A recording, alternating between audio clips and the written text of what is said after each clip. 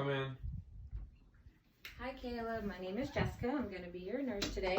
I am in here to do an assessment on you. I'm going to do an assessment of for CVA tenderness. I'm going to assess your carotid arteries. I'm also going to assess your jugular vein distension, your heart, your abdomen, and your pedal pulses. Is that okay with you? Yes, ma'am. Good. How are you doing today? I'm doing good. Good. I have to verify a little bit of information with you. Can you please tell me your name and date of birth? Caleb Carson, 10/24/1997. Good. Do you know where you're at? Fortis Hospital. Okay. Can you tell me what day it is? Saturday. All right. And do you know why you're here? Exam assessment. Okay. Perfect. I see that they got your vitals. Your blood pressure, your temperature was 98.6. Your pulse was 72. Your respirations were 16, and your blood pressure was 120/80. Okay, and all within normal limits. First, what I'm going to do is I'm going to assess your kidneys for the CVA tenderness. Let me know if you feel any pain. Okay. Yes, ma'am. None. And none. Okay, perfect. Now, the next thing I'm going to do is I'm going to assess your carotid artery. I'm going to just, okay. Perfect. So the carotid artery pulse, the upstrokes were nice and smooth, and your pulse rate was the force was a 2+. All right. Now I'm going to just listen with my stethoscope. Right, I'm going to use my bell, and what I need you to do is I want you to take a deep breath in, exhale, and hold it. Okay.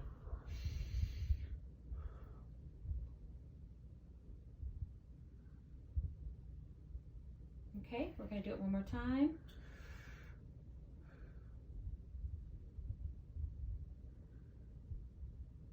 One more time.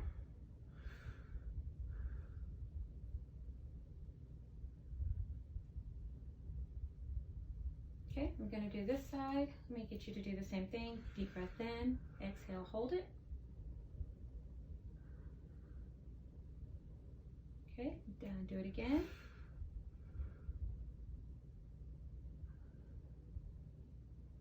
All right, and one more time.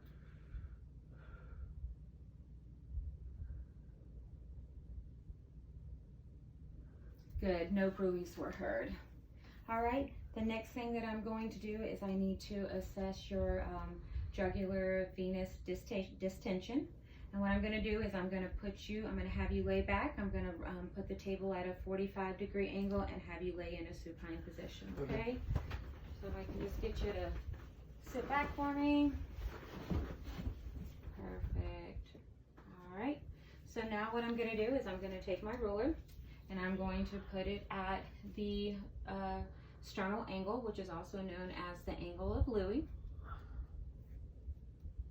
All right, I'm going to take a flat edge piece of paper, and what I'm going to do is if I can get you to look to the left, and I am going to measure from the ruler to the highest area of your extended vein.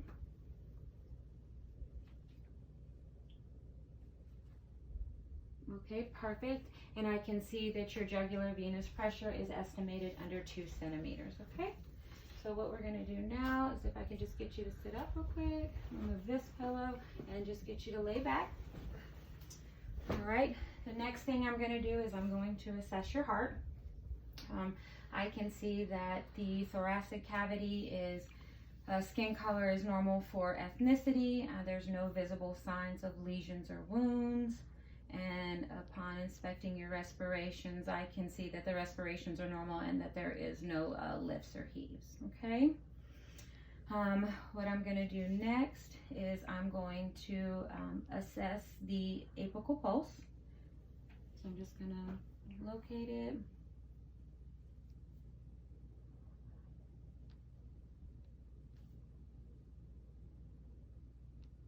Okay, I can see I found the apical pulse at the 5th intercostal space located at the midclavicular line.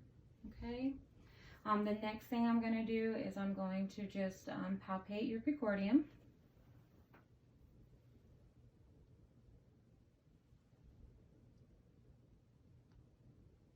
Okay.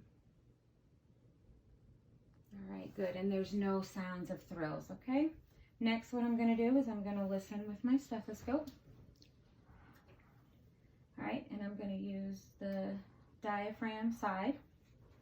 And I'm going to start with the right second intercostal space at the aortic valve. Okay, sounds S1 and S2 were heard. Now I'm going to go to the left second intercostal space at the pulmonic valve. Okay, I can hear S1, S2. Now I'm going to go down to the third intercostal space at Erb's point. S1 and S2 are heard. Then I'm going to go down to the fourth intercostal space, which is the tricuspid valve. S1 and S2 are heard. And then I'm going to go down to the fifth intercostal space, which is the mitral valve. S1 and S2 are heard. Okay. And then the next thing I'm going to do is I'm going to just percuss. I'm going to percuss from the mid-axillary line over to the fifth intercostal space of the midclavicular line.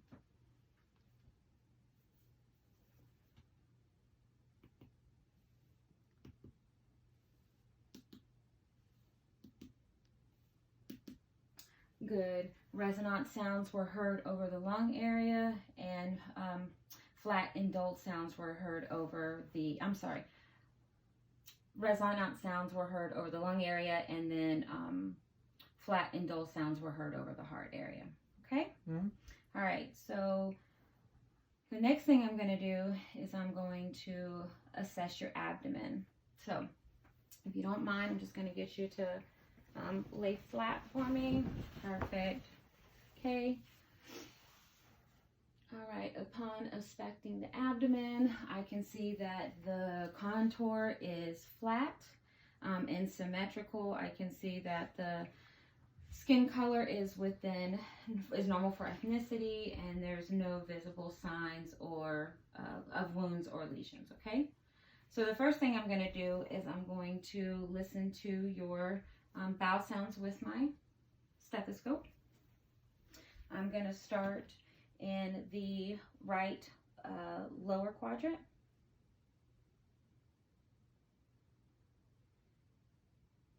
Okay, and in that area you can find the ascending colon and the appendix.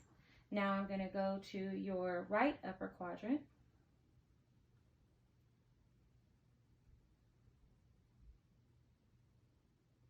Okay, and this is where I can find the liver and the gallbladder. Next, I'm going to go over to the left upper quadrant.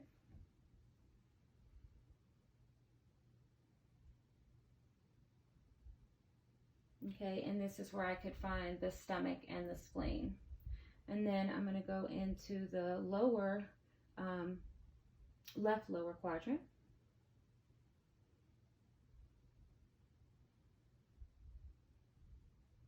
Okay, perfect. And that's where I could find your descending colon and your sigmoid colon. Okay. The next thing that I'm going to do is I'm going to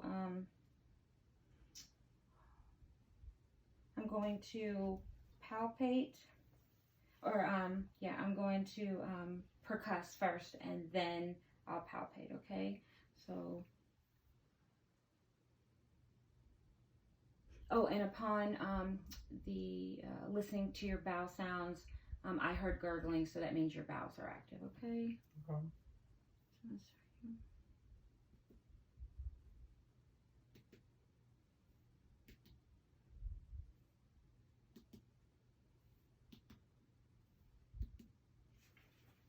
Okay.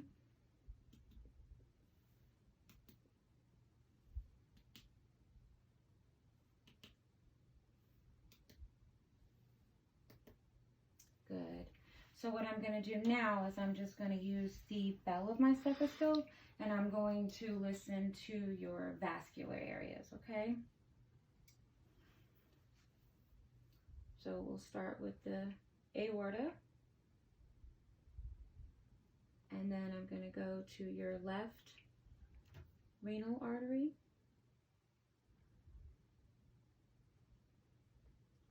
The right renal artery. The right iliac artery. The left iliac artery. And then I'm going to listen to your left femoral artery and your right femoral artery. And no bruits were heard. All right, so the next thing I'm going to do is I'm going to just lightly palpate your quadrants. Just tell me if you feel any tenderness, okay?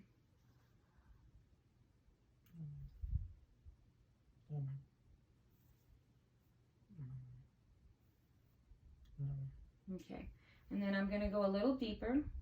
Also, I didn't note any masses either. All right, so now I'm going to go a little deeper.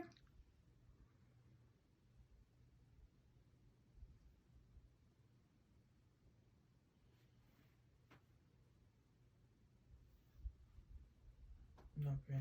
Okay, perfect. So next what I'm going to do is I'm going to just assess to your spleen. I'm going to lift my hand. What I'm going to do is I'm going to push. When you do, just take a deep breath. Exhale slowly. All right, and the liver is not palpable. So what I'm going to do now is I'm going to reach over. Perfect. And I'm going to press again. And what I need you to do is take a deep breath and exhale slowly. All right, good. And the spleen is not palpable. Okay. So the last part that I need to do is I'm going to assess your pedal pulses. First, I can see that the lower extremities are symmetrical in size. The skin color is normal for ethnicity. The hair is evenly distributed. There is no lesions or wounds, okay? What I'm going to do first is I'm going to check the temperature of your skin. Oh, I'm sorry. To check the temperature of your skin. I can feel that it is warm. Okay, now what I'm going to do is I'm going to check for, I can see that the skin is dry. All right, and let me see. We're going to check to see if there's any edema.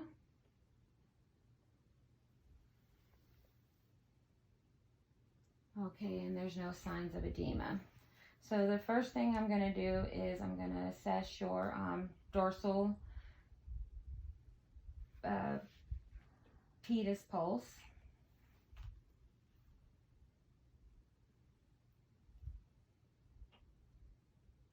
Okay, and after assessing your pulses, I can see that bilaterally they are both with a force of 2+. Okay, and the next one I'm going to assess is your posterior tibial pulse.